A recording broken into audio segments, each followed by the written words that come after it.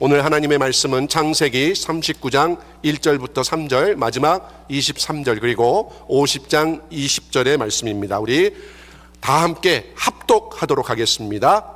요셉이 이끌려 애굽에 내려가매 바로의 신하 취대장 애굽 사람 보디발이 그를 그리로 데려간 이스마엘 사람의 손에서 요셉을 사니라.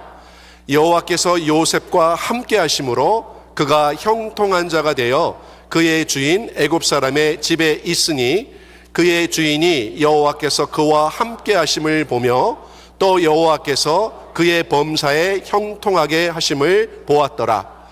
간수장은 그의 손에 맡긴 것을 무엇이든지 살펴보지 아니하였으니 이는 여호와께서 요셉과 함께 하심이라. 여호와께서 그를 범사에 형통하게 하셨더라. 당신들은 나를 해하려 하였으나 하나님은 그것을 선으로 바꾸사 오늘과 같이 많은 백성의 생명을 구원하게 하시려 하셨나니. 자리에 앉으시겠습니다. 우리 이 시간 요셉의 생애를 통해서 배우는 인생 형통의 원리라는 제목으로 우리 이재양 목사님 나오셔서 말씀 전해주실 때 여러분에게 뜨거운 하나님의 성령의 음성이 들리시게 되기를 주님의 이름으로 축복합니다.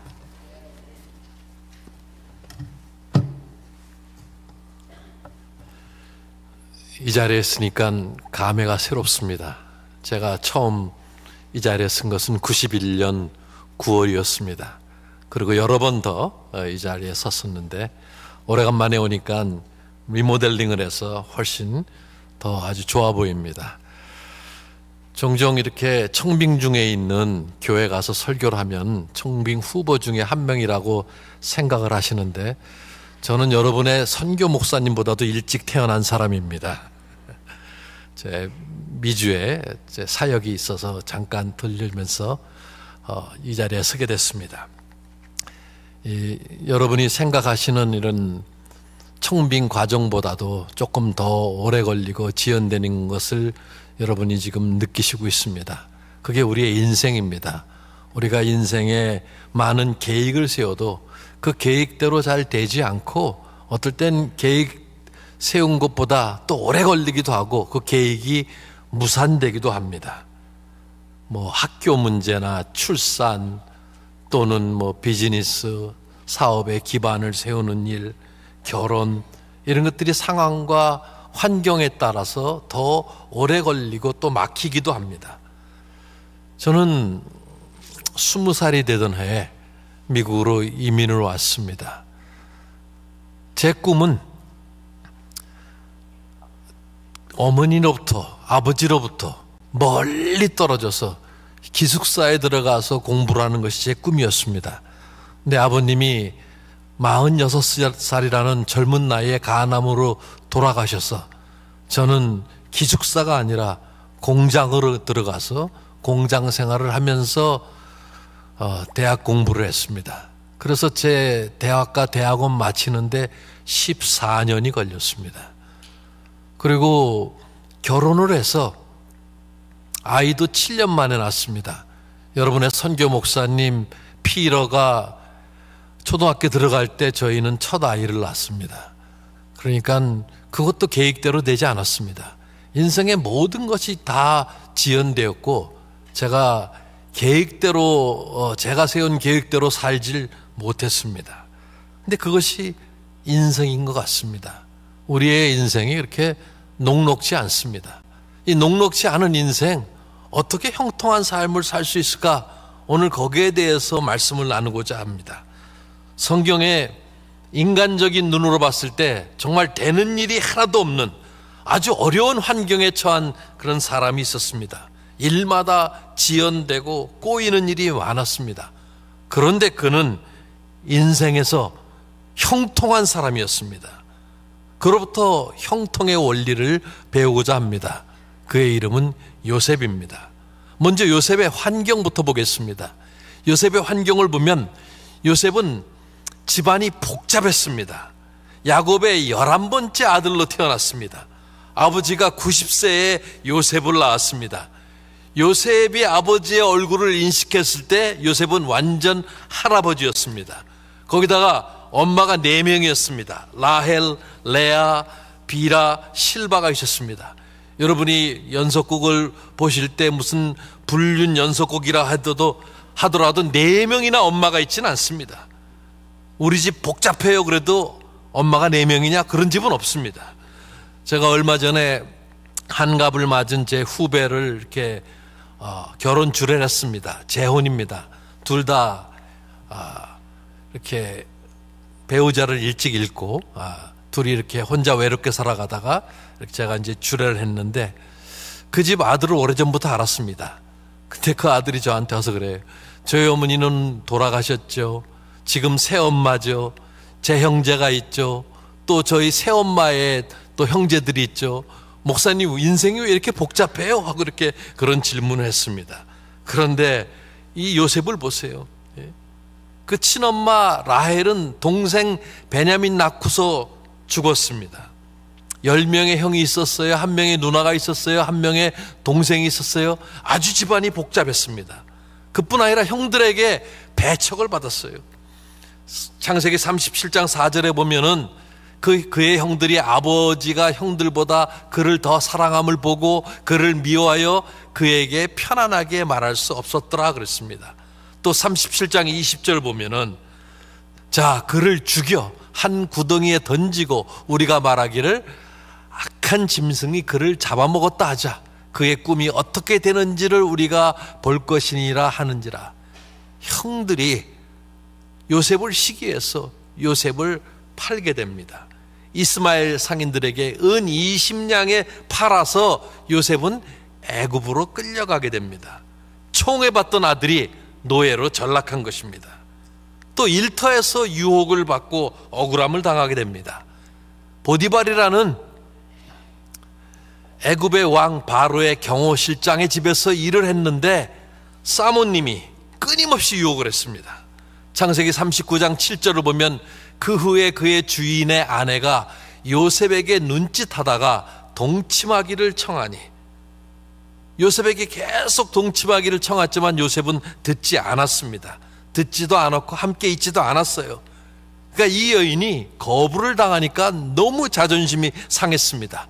그래서 네가 나를 성희롱했다. 사모님의 그 유혹을 거절했다가 최초의 성희롱죄로 강간 미수범으로 붙잡혀 감옥에 들어가게 됩니다. 억울하게 미투에 걸린 겁니다. 얼마나 억울했겠어요. 오히려 성추행을 당했는데 감옥에 가서 고통을 받았습니다. 그뿐 아니라 감옥에 있을 때 감옥의 친구에게 버림을 받았습니다. 요셉이 감옥에 있는 술장간의 꿈을 해몽을 해서 술장간 감옥을 나가서 고위간직에 앉았는데 자기가 고위간직에 앉으면 요셉을 돌봐주겠다 그랬는데 요셉에 대한 생각을 잊어먹었습니다. 창세기 40장 14절에 당신이 득이하거든, 당신이 잘 되시거든 나를 생각하고 내게 은혜를 베풀어서 내 사정을 바로에게 아뢰어 이 집에서 나를 건져주소서 그랬는데 40장 23절에 보면 술 맡은 관원장이 요셉을 기억하지 못하고 그를 잊었더라. 얼마 동안 잊었냐면 2년 동안 잊었습니다. 여러분, 2년이란 그 세월을 감옥에 있는 것은 너무너무 힘든 일입니다. 제가 경험을 가지고 말씀드리는 것은 아닙니다. 저는 그 팬데믹 시절에 해외 출장을 여러 번 나갔다가 한국에 들어갈 때마다 2주씩 격리를 4번 했습니다. 근데 그 2주가 얼마나 긴지를 몰라요. 꼼짝 아무것도 할 수가 없어요. 근데 2년이란 세월을 내일이면 하다가 2년이란 세월이 지났습니다. 이만한 상황이면은 불평 불만을 할 만도 합니다. 근데 성경 어디를 봐도 요셉이 억울해서 잠을 자지 못하였더라, 요셉이 형제들만 생각하면 이를 갈았더라, 요셉이 하나님을 원망했더라, 이런 구절을 찾아볼 수가 없습니다. 요셉은 이런 상황 속에서 어떠한 태도로 살았는가? 노예로 팔려가고 강간미수범으로 감옥에 가는 것이 요셉의 계획이 아니었는데 일이 계속 지연됐을 때 어떻게 했는가? 요셉의 태도를 보면 첫 번째, 어떠한 상황과 환경 속에서도 맡겨진 일에 신실했습니다. 요셉은 힘든 상황 속에서도 자신의 책임을 감당하기 위해 신실했습니다. 고린도전서 4장 2절에 맡은 자들에게 구할 것은 충성이라 했어요. 맡은 자들에게 구할 것은 신실함이라. 신실함은 뭡니까? 믿음에서 나오는 성실함과 또 정직함, 충성스러움, 이게 신실함입니다. 우리가 신실할 때 인정을 받게 돼 있습니다. 신용을 지키고 약속을 지키고 시간을 지키고 맡겨진 일에 충실해야 됩니다. 우린 이민자입니다. 이민 오면 언어부터 문제가 있습니다. 저는 한국에서 중고등학교 생활할 때 영어를 굉장히 좋아했고 영어를 실제적으로 잘했습니다. 그런데 미국에 오자마자 말이 안 되는 거예요. 네. 얼마나 말이 힘들었는지 몰라요. 그래서 열심히 영어 공부를 하고 직장 생활을 했는데, 제가 미국에 온 지 3년 정도 지났을 때 한국에서 친구가 놀러 왔어요. 그 친구가 놀러 왔을 때 제가 영어로 전화할 일이 있었습니다.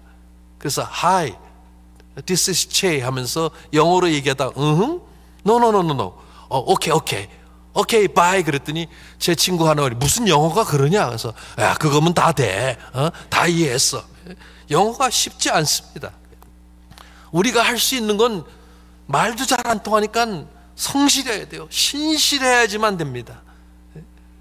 언어가 잘 통합니까? 근데 요셉도 마찬가지예요. 요셉도 언어가 통하지 않았어요. 그가 할 수 있었던 것은 신실하게 일을 하는 것, 그것밖에 없었습니다. 저도 미국에서 공장에서 한 7년이라는 세월을 보냈습니다. 제가 어느 직장에 들어간 지 6개월 정도 됐을 때 그 디파트먼트에서 회의를 하는데 한 100여 명이, 아주 큰 직장이었고 한 디파트먼트에 100명이 있었습니다. 그 부서에서 회의를 하는데 저를 앞으로 나오라 그러는 거예요. 100여 명의 직원들이 있었습니다. 그리고 제 타임카드 6개월치를 가져온 거예요. 저는 무슨 일이 생겼구나. 이제 아버지도 돌아가셨고 내가 이 직장에서 쫓겨나면은 누가 우리 가족을 먹여 살릴 건가 겁이 덜컥 났는데, 그 타임카드를 직원들이 돌아가면서 보게 하는 거예요. 근데 그 타임카드를 보면서 와 그러는 거예요. 저만 몰랐어요. 나중에 알고 보니까 제가 그 직장에 들어갈 때 타임카드를 찍는데, 그 타임카드 찍힌 시간이 아침 5시 50분에서 52분 사이에, 그게 2분 30초에 한 번씩 찍힙니다. 50분에 52분 30초, 55분. 근데 6개월 내내 50분에서 52분 30초 내에 찍힌 거예요. 그러니까는 슈퍼바이저가 내가 30년 이 공장에서 일하면서 이런 사람을 본 적이 없다. 이렇게 성실한 사람이 없다. 그래서 저를 칭찬하고 제가 그때 승진이 됐습니다. 그래서 그때 제가 배운 교훈은 뭐냐면, 성실하기만 해도 인정을 받는구나. 이런 교훈을 배웠습니다. 요셉은 성실했어요. 그래서 인정을 받았습니다. 창세기 39장 6절에 주인이 그의 소유를 다 요셉의 손에 위탁하고 자기가 먹는 음식 외에는 간섭하지 아니하였더라. 요셉은 용모가 빼어나고 아름다웠더라. 39장 22절에 간수장이 옥중 제수를 다 요셉의 손에 맡김으로 그 재반 사물을 요셉이 처리하고. 요셉은 신실했어요. 자, 신실할 때 또 우리를 통해 하나님이 드러납니다. 창세기 41장 38절에 보면 바로가 그 신하들에게 이르되 이와 같이 하나님의 신에 감동한 사람을 우리가 어찌 얻을 수 있으려 하고. 여러분, 맡겨진 일에 충성을 다할 때 우리가 어떤 이야기를 듣습니까? 저 사람 다르다. 저 사람 다르다. 우리 그런 소리를 들어야 돼요. 저 사람 다른데 게으르고 농땡이 부리치고 이래서 다른 것이 아니라 무엇이든지 맡겨주면 정말 충성스럽게 잘 감당한다. 이래서 다르다는 소리를 들어야 됩니다. 하나님의 종들은 어떤 상황에도 불구하고 그의 믿음을 통해서 하나님이 드러나도록 모든 기회를 취해야 됩니다. 세상 사람이 인정해주고 주변 사람이 인정해줘야 됩니다. 우리가 어디에 가든지 인정을 받아야 돼요. 저 사람은 하나님이 함께하는 사람이다. 보디발이 하나님의 함께하심과 형통함을 봤어요. 39장 2절과 3절 말씀 보면 여호와께서 요셉과 함께하심으로 그가 형통한 자가 되어 그의 주인 애굽 사람의 집에 있으니 그의 주인이 여호와께서 그와 함께하심을 보며 또 여호와께서 그의 범사에 형통하게 하심을 보았더라. 우리로 인해서 주변 사람들이 복을 받아야 됩니다. 요셉으로 인해서 보디발이 복을 받았다는 거예요. 저 사람 참 신실하다. 여러분이 어디에 계시든지 신실해야 됩니다. 그래야 하나님의 영광이 드러납니다. 신실할 때만이 하나님께서 형통케 하십니다. 창세기 39장 23절에 간수장은 그의 손에 맡긴 것은 무엇이든지 살펴보지 아니하였으니 이는 여호와께서 요셉과 함께 하심이라. 여호와께서 그를 범사에 형통하게 하셨더라. 여러분, 골로새서 3장 23절 보면 이런 말씀이 있어요. 무슨 일을 하든지 마음을 다하여 죽게 하듯 하고 사람에게 하듯 하지 말라.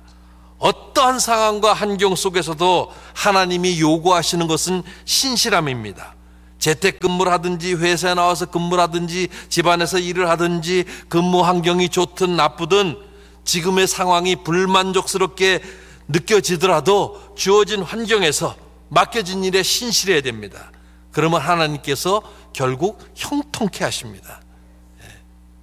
두 번째로, 어떤 상황과 환경 속에서도 요셉은 하나님을 의식했습니다. 여러분, 하나님에 대한 의식이 있을 때 자기 연민에 빠지지 않습니다. 얼마나 많은 사람들이 자기 연민에 빠지는지 몰라요. 저는 요즘은 한국에서 사역을 하고 있는데 이 봄과 가을에 미국에 있는 분들, 해외에 계신 동포들이 많이 고국을 방문합니다. 고국을 열흘 2주 정도 방문하면서 신세 한탄을 하는 것을 많이 보게 됩니다. 이렇게 한국이 잘 살고 이렇게 좋은데 나는 왜 이민 가서 뼈 빠지게 일하고 고생을 하고 있는가, 그런 분들을 많이 보게 돼요. 그러면서 자기 연민에 빠집니다. 겉모습만 본 거죠. 물론 한국이 우리가 이민을 떠날 때보다 경제적으로 잘 살게 된 것은 사실입니다. 그러나 그것만 봐서는 안 되죠. 한국은 완전히 물질이 주도하는 사회입니다. 거기서 살아나가려면 얼마나 그 경쟁사회에서 힘든지 모릅니다. 근데 그런 겉모습만 보면서 신세 한탄을 하고 자기 연민에 빠지는 사람들을 많이 봅니다. 그럼 제가 현실을 얘기해줘요. 현실을 얘기해주면 좀 위로받고 돌아가십니다. 여러분, 자기 연민에 빠지지 마세요. 요셉이 총애받던 아들이 티네이저 때 애굽으로 팔려갔어요. 상처가 얼마나 컸겠습니까? 특별히 티네이저들은 상처가 많잖아요. 감수성도 예민하고. 그때 팔려갔다는 거예요. 열심히 일했는데 강간미수범으로 옥에 갇혔어요. 얼마나 억울했겠습니까? 아니, 유혹의 손길을 뿌리치고 도망갔는데 그럼 뭔가 좋은 일이 펼쳐져야지. 내가 옳은 일을 했는데 왜 감옥에 가는가? 또 감옥에서 풀려날 기회가 있었는데 술관원장이 요셉을 기억하지 못했어요. 왜 이렇게 나는 되는 일이 없는가? 하나님은 도대체 뭘 하시는가? 이런 생각이 들 수 있습니다. 내가 가장 불쌍하다는 생각이 들 만도 합니다. 여러분도 그런 생각 하실 거예요. 다른 사람들을 보면은 나만 잘 안 되는 것 같고 내가 가장 불쌍하다는 그런 생각이 들 때가 있어요. 그런데 여러분이 아무리 불쌍하다고 생각할지라도 주변에 여러분보다 불쌍한 사람은 너무너무 많습니다. 근데 자꾸 비교하면 내가 제일 못 사는 것 같은 거예요.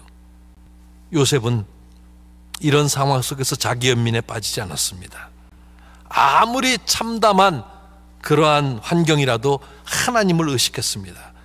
하나님께서 지금 여러분과 함께 하신다는 생각을 하셔야 됩니다. 하나님에 대한 의식이 유혹도 물리치게 됩니다. 요셉을 보세요. 요셉이 지금 보디발의 집에서 20대 후반의 나이였습니다. 성욕이 왕성했어요. 요셉은 타국에서 외롭고 고독했어요. 고향을 그리워하면서 살았을 것입니다. 가족을 그리워했을 거예요. 그런 요셉에게 유혹의 손길이 뻗칩니다. 멀리 떨어져 있을 때, 아무도 없을 때 누리는 해방감이 있습니다. 그래서 많은 사람들이 이렇게 출장을 가면은 조금 자유롭게 행동을 하고 또 해서는 안 될 짓도 하는 것을 보게 됩니다. 근데 그런 요셉에게 보디발의 아내가 손길을 뻗칩니다. 39장 8절입니다.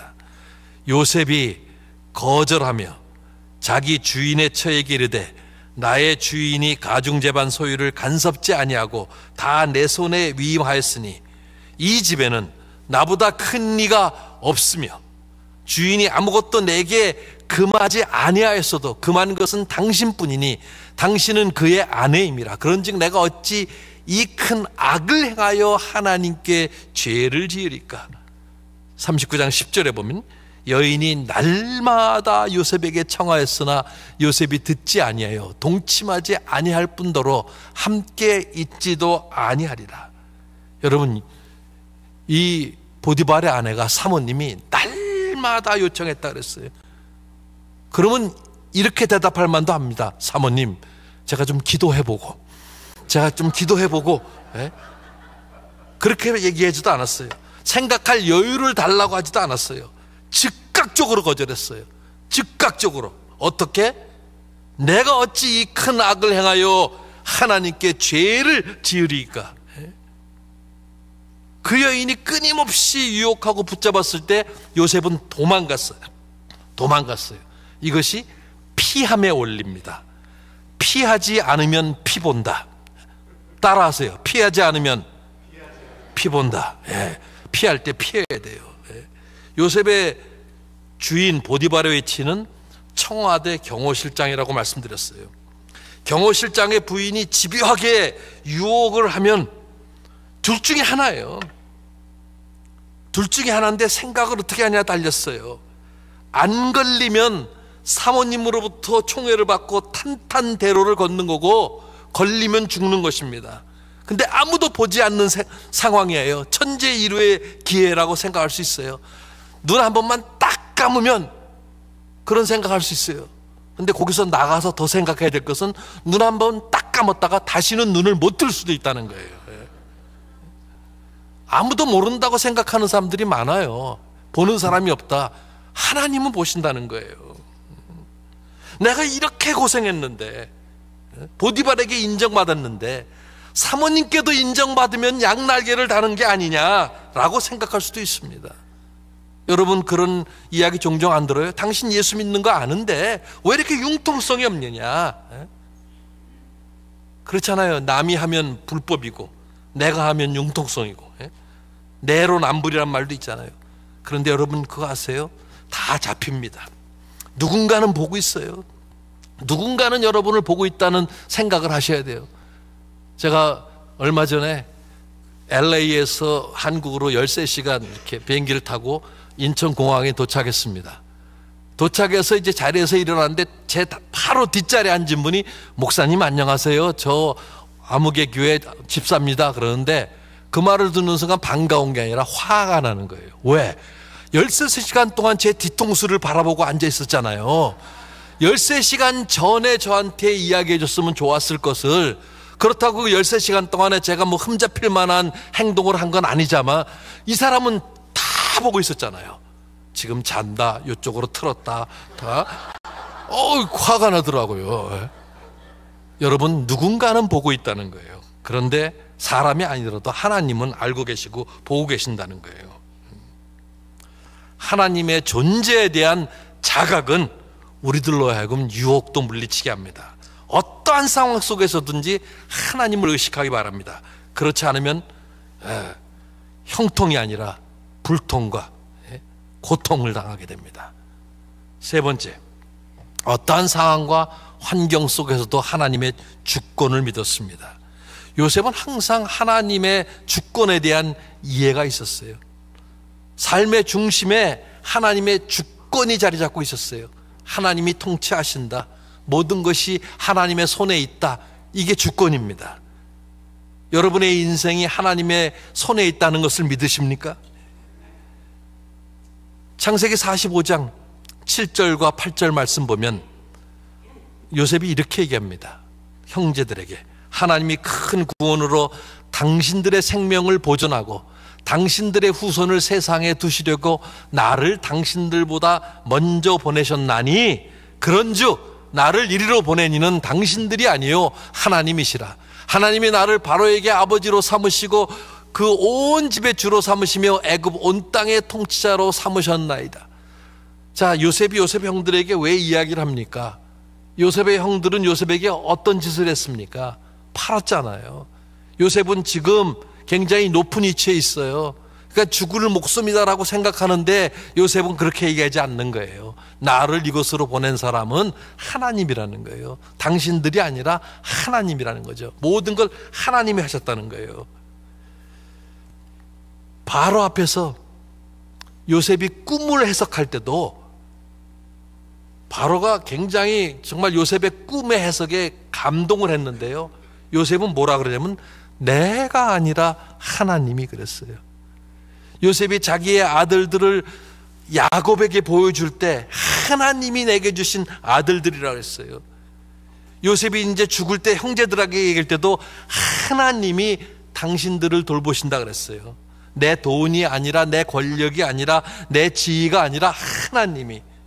제가 쉬어봤어요. 하나님이 16번이 나와요.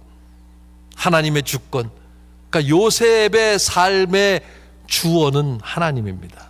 내가가 아니에요. 내가 잘나서 내가 고생을 참았더니 내가 결국은 이뤘다, 내가 총리가 됐다, 내가가 아니라 다 하나님이 하셨다는 거예요. 그게 주권입니다. 교만한 사람일수록 대화에 내가 많이 들어갑니다. 내가 이 교회 창립 멤버고, 내가 헌신했고, 내가 희생했고, 내가. 겸손한 사람은 하나님이 드러나는 거예요. 하나님. 삶에 대한, 사건에 대한, 고난에 대한 해석이 다릅니다. 요셉은 하나님의 주권을 믿었던 거예요. 그래서 자기를 팔았던 형들을 용서하게 되는 거예요. 그런데 그 형들은 좀 의아하게 생각했어요. 이제는 요셉이 우리를 조금 분명히 다룰 때도 됐는데, 우리에게 복수하지 않은 이는 딱 한 가지구나. 연만하신 아버지 야곱이 계시니까 아버지가 살아계시는 동안에는 우리에게 복수를 함으로써 아버지의 그 마음을 아프게 해주지 않으려고 그러는구나. 그랬는데 야곱이 죽었어요. 형들이 겁을 덜컥 집어먹었어요. 이제 우리는 죽은 목숨이구나. 그런데 요셉이 뭐라 그래요? 50장 17절부터 19절 사이에 말씀을 보면 이런 말씀을 합니다. 당신 아버지의 하나님의 종들인 우리 죄를 용서하소서. 형들이 지금 용서하소서 그러는 거예요. 그러자 요셉이 그들이 그에게 하는 말을 들었을 때 울었더라. 형들이 야곱이 죽으니까 우리 용서해달라고, 죽이지 말라고. 요셉이 그들 그 말을 들으니까 정말 굉장히 슬퍼서 울었습니다. 그러면서 뭐라 그러냐면은 두려워하지 마소서. 내가 하나님을 대신하리이까. 요셉은 무슨 생각이 있었어요? 원수 갚는 것은, 복수하는 것은 하나님의 손에 달렸다는 거예요. 사람이 복수하고 사람이 원수 갚는 것이 아니라는 겁니다. 내가 어찌 하나님을 대신하여 형들에게 못된 짓을 할 수 있습니까? 형님들 안심하세요. 걱정하지 마세요. 이런 얘기를 하고 있는 것입니다. 여러분, 여러분의 지역사회에서, 회사에서, 직장에서 억울하고 손해보는 그런 사건의 배후 속에 하나님의 손길을 생각해야 돼요. 지금은 억울할 수 있어요. 그러나 끝날 때까지 끝난 것이 아닙니다. 네가 나에게 이렇게 상처를 줬는데 내가 너한테 배로 갚아줄 거야. 내가 죽으면 죽었지 나는 용서 못해. 내 눈에 흙이 들어가기 전에 내가 용서하지 못해. 그런 생각을 혹시 가지고 계십니까? 지금 저 사람은 나한테 그렇게 많은 손해를 끼치는데 왜 하나님이 저 사람을 내 주변에 두셔서 나를 그렇게 힘들게 할까?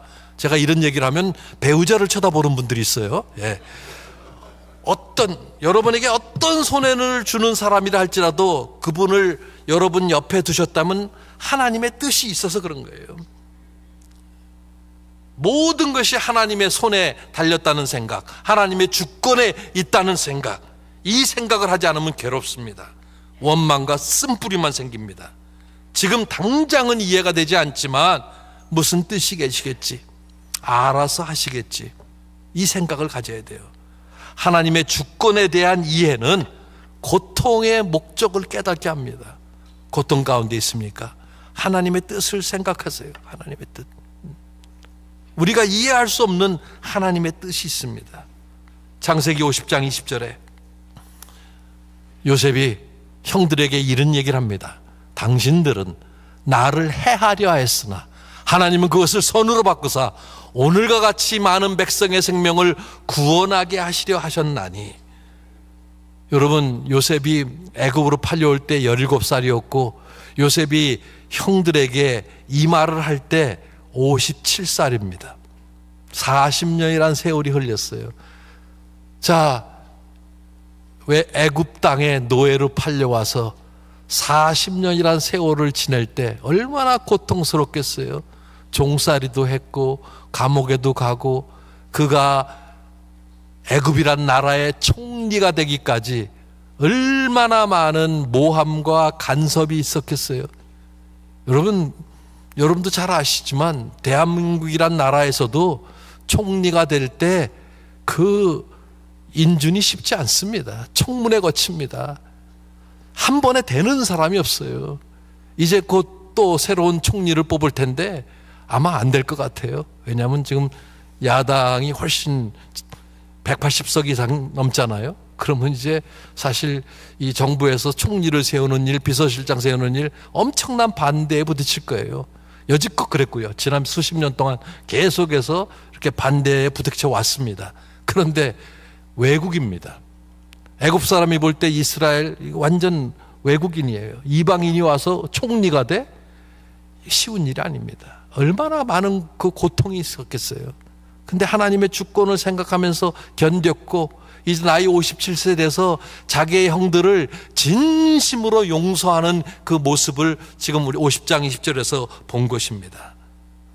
고통스럽고 모든 것이 안 되는 것 같고 이해가 되지 않는 상황 속에서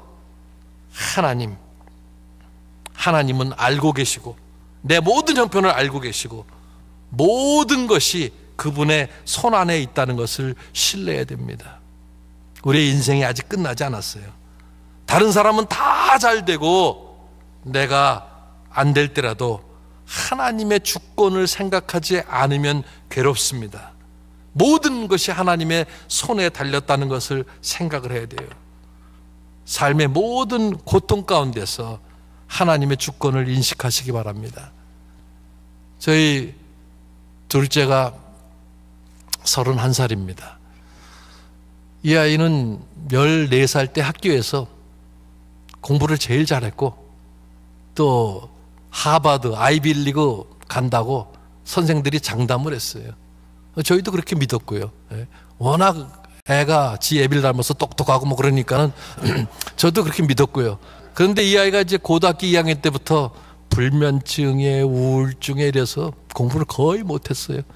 고등학교를 겨우 졸업했어요. 겨우 졸업하고 학교도 이제 점점 공부를 못하게 되고 그럴 때마다 제가 그랬어요. 하루하루 살아라. 하루하루 살고 하나님의 뜻이 어딘지 모르는데 걱정하지 말라. 모든 것이 하나님의 손에 달려있는데 네 고통 자 하나님 바라봐라. 31살인데 아직 대학 못 끝냈습니다. 공부 중에 있어요. 우리 아직 모릅니다. 우리의 인생을 알 수가 없어요. 모든 것이 하나님의 손에 달렸어요. 네. 우리 아이가 제대로만 됐으면 하버드도 가고 이랬으면 좋았을 텐데 하고 그렇게 생각할 수도 있지만 저는 그때 생각하는 것은 하나님 애 건강이 더 중요합니다. 건강이 막 악화될 때는 하나님 애 구원이 제일 중요하네요. 얘가 하나님만 바로 알게 도와주세요. 저는 그 기도밖에 안 드렸어요. 공부보다도 건강이 중요하고 건강보다도 하나님을 아는 게 중요하고 아무리 고통스럽더라도 그 고통스러운 인생 여정조차 하나님 손에 달렸다는 것 이게 얼마나 중요합니까? 작년에 이 아이가 목사 딸하고 같이 결혼을 해서 지금 행복하게 살고 있습니다. 공부하면서 얼마나 보기 좋은지 몰라요. 15년 전 생각하면 정말 아찔했습니다. 여러분 우리의 인생을 살면서 많은 고통들이 따르게 됩니다. 하나님은 때때로 우리를 꼭대기로 데려가시기 위해서 밑바닥의 경험을 치르게 하십니다.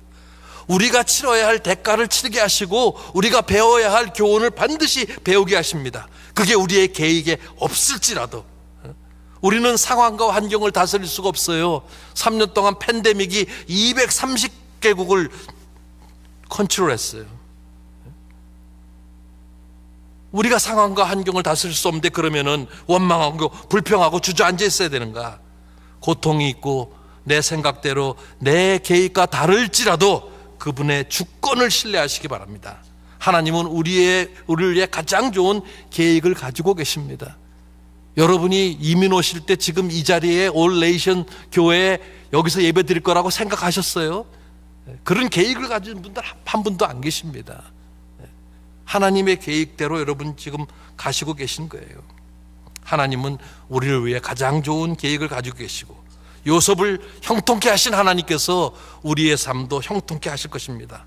제 인생을 돌이켜봐도 제 계획대로 되질 않았어요. 오히려 하나님이 여러 단련을 통해서 제 계획에 없는 단련을 다 치르게 하시고 더 좋은 인생으로 빚어주셨습니다.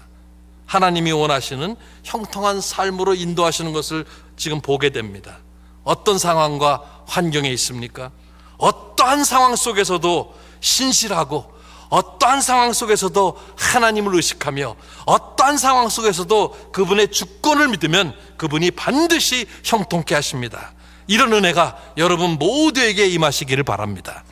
기도하겠습니다. 아버지 하나님, 고맙습니다.